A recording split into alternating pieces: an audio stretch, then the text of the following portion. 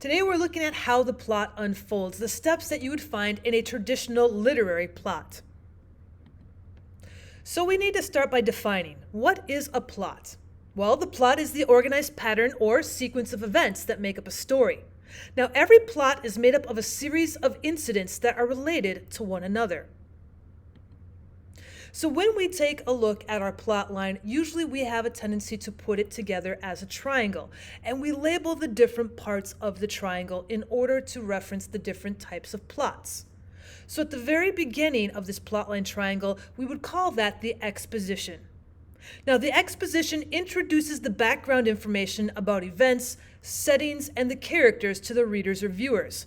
Without it, the story's not going to make much sense. You need to have names for characters. You need to understand the setting. Our next part is the conflict. That's where the tension begins.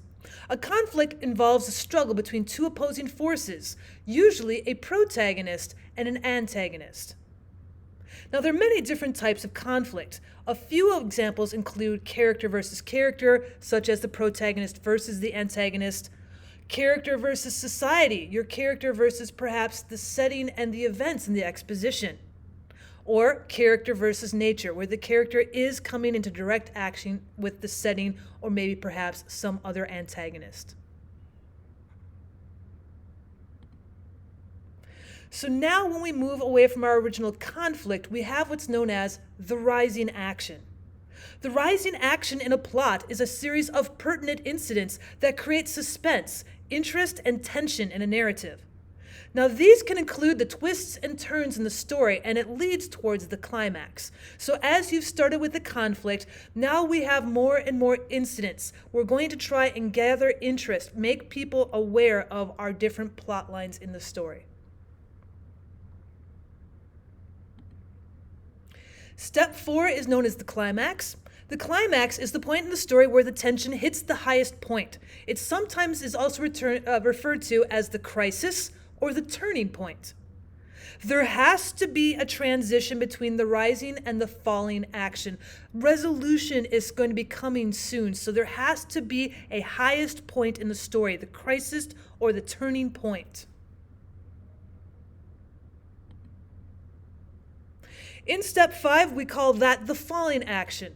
It takes place directly after the climax, after our turning point, after our crisis, and it leads towards the resolution when all of the conflicts will have been resolved. We're basically trying to tie up those loose ends in the plot lines, maybe reintroduce a character we haven't seen before, or maybe saying goodbye to some characters.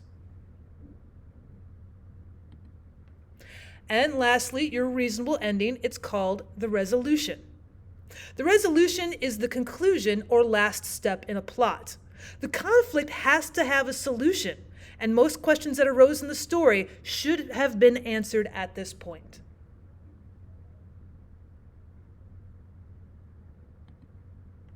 So when we put it all together, we've got the 6 different parts here. The beginning of the story is with the exposition and the conflict. And as you move from the beginning to the middle of the story, you're going to have a lot of rising actions. By the time you get to the crisis or turning point in the story, the very middle point of the story, that is known as the climax. Once we start heading towards the end of the story, you're going to start tying up the loose ends, and so that is called the falling action, and then you should have resolved your conflict. That is the end of the story, known as the resolution.